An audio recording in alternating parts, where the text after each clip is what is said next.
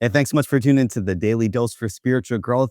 Today, we're going to talk about gentleness, one of the fruit of the spirits. We're nearing the end, gentleness and then self control. When you think about gentleness, you can refer to it as meekness as well. And oftentimes, meekness can be confused with weakness, but it's far from weak. Actually, meekness is a strength under control.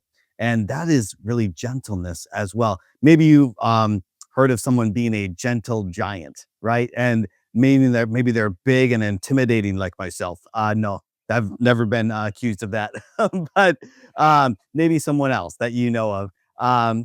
And maybe they can seem intimidating, but they're so gentle. I want you to think about the gentleness of God. You see, God is all powerful. He is a just God. There's going to be judgment day, but yet he is so gentle.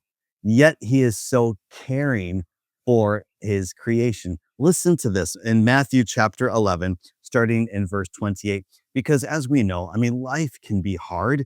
We can carry some heavy burdens. We can worry, right? We can allow fear to get the best of us. But when we find ourselves in situations like this, like that, consider these verses in Matthew chapter 11, starting in verse 28. Then Jesus said, "Come to me, all who are weary and carry heavy burdens, and I will give you rest. Take my yoke upon you. Let me teach you, because I am humble and gentle at your heart, at heart, and you will find rest for your souls. For my yoke is easy to bear, and my burden I give is light." Oftentimes, the responsibilities and the burdens that we can carry here on this earth are can be taxing. It can seem overwhelming. Well, I want you to consider the gentleness of our Heavenly Father and what we have access to. And He promises us this. He says, "Take up my yoke. My burden is light." And would we take off these worries, these burdens that we can often carry, and would you present them?